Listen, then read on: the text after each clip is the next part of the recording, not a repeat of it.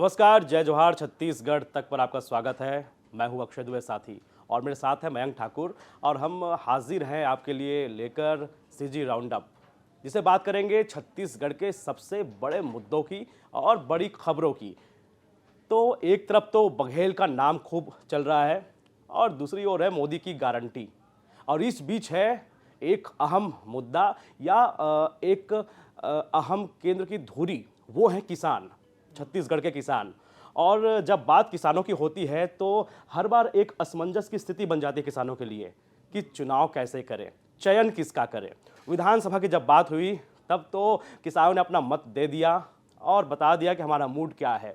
लेकिन आगे है लोकसभा का चुनाव और चुनाव से पहले बीजेपी हो या कांग्रेस हो, सबकी एक ही रणनीति है कि हमको किसानों को कैसे अपने पाले में लाना है, साधना है।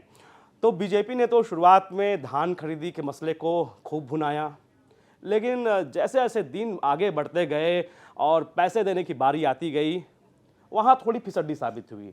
हालांकि देर सबेर आज किसानों के खाते में पैसे पहुँच गए हैं। आपके खाते में अगर पैसे पहुँचे हैं नहीं पहुँचे, आप कमेंट करके ज़रूर बता सकते हैं ताकि हमको भी तसल्ली हो जाए कि पैसे पहुँच रहे हैं। अब बात करते हैं कि भाई किसानों को पैसा तो मिल गया, लेकिन कांग्रेस ने एक बड़ा दांव खेला। कांग्रेस का ये दांव कि बघेल को राजनांदगांव सीट से उतारना, और जब बघेल की बात होती है तब फिर एक बार फिर वो किसानों का जो चेहरा है वो सामने आने लगता है, उनके चेहरे दिखाई देने लगते हैं। क्यों? क्योंकि ब्रांडिंग ऐसी हुई बघेल की कि बघेल यानी वो धरती पुत्र, छत्तीसगढ़िया किसान, ये सब कुछ। तो कांग्रेस का दांव यही है कि हमको फिर से किसानों की ओर जाना है। इसलिए आप देखे होंगे दीपक बैज हो या फिर चरणदास महंत हो या खुद भूपेश बघेल हो, जब ये विधानसभा के भीतर दाखिल होते हैं या सड़क में भी दिखाई देते हैं, संबोधित करते हैं लोगों को, तो एक ही आवाज उनकी आती है। सबसे पहले धान और किसान जैसा मुद्दा सामने आता है। अक्षय, बिल्कुल जो है आप बात कर रहे थे धान और किसान को लेकर, तो इसमें बताना चाहेंगे कि 25 लाख किसानों को ही जो है वो आज धान का जो है वो अंतर की राशि का वितरण किया गया है। लेकिन सबसे बड़ी बात है, छत्तीसगढ़ में जो एक ट्रेंड सेट किया था पिछली गवर्नमेंट में, जो भूपेश बघेल की सरकार थी, उसने जो धान का 2500 रुपए समर्थन मूल्य दिया था, उससे छत्तीसगढ़ में धान का रकबा काफी बढ़ा। और इस बार हमने देखा कि जो रिकॉर्ड धान खरीदी हुई है, 140 लाख मीट्रिक टन से ज्यादा धान की खरीदी होना, मतलब अपने आप में एक रिकॉर्ड है छत्तीसगढ़ बनने के बाद। 150 मान सकते हैं।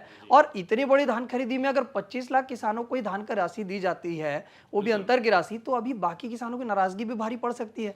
अब वही ना, अंतर की राशि देने में अंतराल इतना ज्यादा हो गया कि किसान अपना मन बना लिए कि करना क्या है, लेकिन जब आज उनके खाते में पैसे आएंगे तब उनका मन क्या होगा ये तय करेगा कि छत्तीसगढ़ की 11 सीटों में 11 कमल खिलेंगे या फिर कांग्रेस की सीटें बढ़ जाएगी। तो ये तो हुई भैया किसानों की बात कि किसान क्या करेंगे, क्या सोचेंगे। अब ये किसानों के ऊपर है कि जब लोकसभा के चुनाव नजदीक होंगे तब वो बघेल यानी कि कांग्रेस की ओर अपना मुंह करते हैं या फिर मोदी की गारंटी पर भरोसा करके कमल छाप पर अपना ठप्पा लगाते हैं। लेकिन एक ट्रेंड और हम देख रहे हैं छत्तीसगढ़ में कि पोस्टर वार छिड़ रहा है। बघेल को लेकर बीजेपी इतना ज्यादा हमलावर हो गई है कि आप सोशल मीडिया पर देख रहे होंगे भूपेश बघेल, मोहम्मद अकबर या ऐसे और भी कई चेहरे, उनको लेकर पोस्टर बनाए जा रहे हैं। इसके बारे में आप दर्शकों को बताइए। बिल्कुल अक्षय, जिस तरह से राजनांदगांव से भूपेश बघेल को जब प्रत्याशी बनाकर मैदान पे उतारा जाता है, उसके बाद से बीजेपी जो है एकदम से अग्रेसिव मोड पे दिखती है। और भूपेश बघेल ने जिस तरह से प्रत्याशी बनने के बाद बिल्कुल दूसरे दिन ही राजनांदगांव पे मोर्चा संभाल लिया, प्रेस कॉन्फ्रेंस करके उन्हें सीधे तौर पर न केवल शायद सरकार पे बल्कि केंद्र की मोदी सरकार पर भी हमला बोला है और अपने पुराने तेवर पर नजर आ गए। क्योंकि बघेल जो है वो अग्रेसिव लीडर के तौर पर जाने जाते हैं। जिस तरह से आप बात कर रहे थे, बघेल की उपस्थिति मतलब धान और किसान, और इसके साथ ही छत्तीसगढ़ियावाद और अस्मिता की जो उन्होंने बात फिर से दोहरा दी है। और उन्होंने ये बात को न केवल दोहराया बल्कि साफ तौर पर लोगों से ये अपील भी की है कि छत्तीसगढ़ियावाद की जो बात है उसका मुद्दा दिल्ली पर गूंजने के लिए उनको जीतना जरूरी है और इसके लिए आप सभी का आशीर्वाद चाहिए। इस तरह से जो मोरल अपील जो भूपेश बघेल की एक ट्रेंडिंग पॉलिसी रहती है, जो उनकी राजनीति का एक जो नजरिया है, जिस तरह से राजनीति करते हैं, वो पहली प्रेस कॉन्फ्रेंस पे ही उन्होंने दिखा दिया और बमुश्किल प्रेस कॉन्फ्रेंस होती है, उसके 12 घंटे के भीतर ही बीजेपी एक ट्विटर वार जारी कर देती है, पोस्टर वार जिसे कह सकते हैं। और सबसे बड़ी बात, उस राजनांदगांव को जिहाद गांव बना दिया, जबकि राजनांदगांव में इस तरह की कोई जो है वो कभी घटना नहीं हुई है। राजनांदगांव बिल्कुल संस्कारधानी माना जाता है और वहां पर जिहाद गांव बनाकर एक पोस्टर वार जारी कर दिया जाता है और उसमें न केवल भूपेश बघेल बल्कि पूर्व कैबिनेट मंत्री जो है मोहम्मद अकबर की भी तस्वीरें शामिल की जाती है।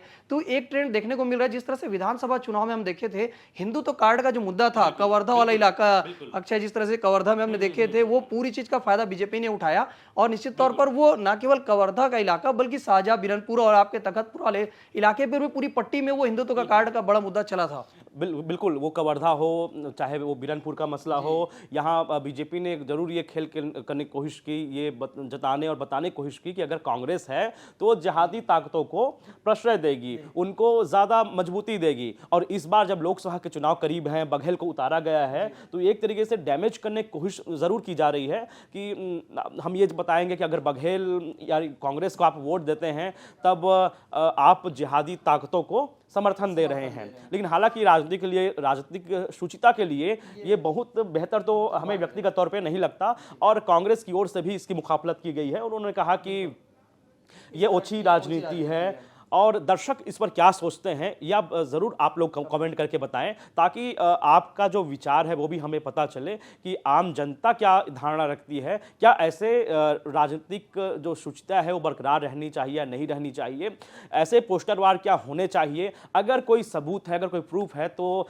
आपस में बिल्कुल जारी कर सकते हैं। उसके कानून का दरवाजा खुला हुआ है और ये बात अक्सर विजय शर्मा भी कहते नजर आते हैं कि कानून का राज चलता है। और लेकिन कानून व्यवस्था को लेकर बीजेपी लगातार घिरी रहती है। हालांकि अब चुनाव में क्या कुछ होगा, क्या स्ट्रेटजी बनती है, दोनों पार्टियां जब चुनावी मैदान पे और ज्यादा जब उतरेंगी, क्योंकि अभी 11 सीटों का ऐलान तो हो गया है, अभी कांग्रेस 5 सीटों पर ऐलान करना बाकी है। जैसे वो सीट आएगी उसके बाद पता चल जाएगा कि कैसे ये लोग चुनाव लड़ते हैं और आपस में नेक टू नेक फाइट की स्थिति बनती है या फिर एक तरफा मामला जाता है। लेकिन अक्षय जो हम देख रहे थे, जिस तरह से लोकसभा का चुनाव जो रहता है वो एकदम जो वन साइडेड रहता है या इतना हाई प्रोफाइल नहीं रहता है। लेकिन जिस तरह से भूपेश बघेल जब चुनाव मैदान पे आ जाते हैं उसके बाद एकदम से जो चुनाव जो है वो न केवल राजनांदगांव सीट का बल्कि पूरे प्रदेश की जो 11 सीट है उसमें भी बीजेपी जो है वो अपने जो अग्रेसन के साथ चुनाव मैदान पे दिख रही है। केवल उनके चुनाव मैदान पे आने के बाद ही लगातार पोस्टर वार दिख रहे हैं,